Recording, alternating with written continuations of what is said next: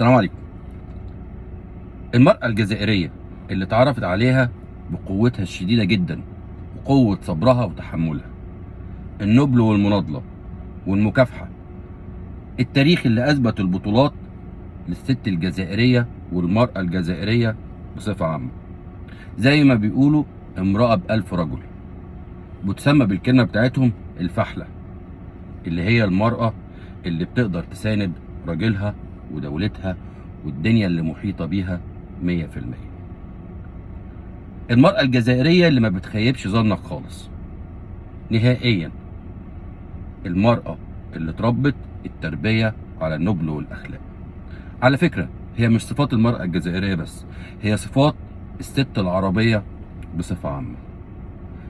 الفيديو اللي انتشر عبر وسائل التواصل الاجتماعي في الساعات الأخيرة، الست الجزائرية اللي طلعت وهي بتبكي وهي بتعيط، اللي اتجوزت قبل 12 سنة من الحلقة اللي عملتها من ساعات قليلة، اللي اتجوزت وبعد كده فوجئت وصدمت صدمة عمرها لما عرفت ان جوزها ما بين الحياة والموت بعد 12 سنة جواز، بعد ما جاله الفشل الكلوي. في الوقت ده على طول الاطباء بدأوا ان هم يشوفوا كلى تاني ياخدها الزوج ده، حتى اخواته رفضوا ان هم يتبرعوا له بالكلى بتاعتهم.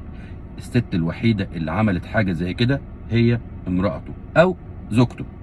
بعدها على طول اللي عرفت ان بعد ما عملت له الليله دي كلها واتبرعت له بالكليه بتاعتها، بعدها على طول بعد ما شفي تماما وعافي تماما من الموضوع ده، فوجئت بيه ان هو بدا يتغير حياته وقال لها انا رايح اتجوز بنت صغيره، بل وانفصل عنها كمان.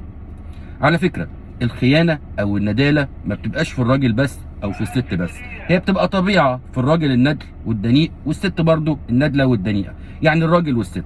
ولكن المراه الجزائريه اللي احنا بنتكلم عليها النهارده، اللي عندها سن معين واللي من بلد معينه اسمها باتنا واسمها سوريا، اللي اثبتت للست العربيه كلها وخاصه الست الجزائريه انها تقدر تكون فعلا الست الفحله، اللي تقدر تساند راجلها وتساند قومها وبلدها في مليون مصيبه او كارثه.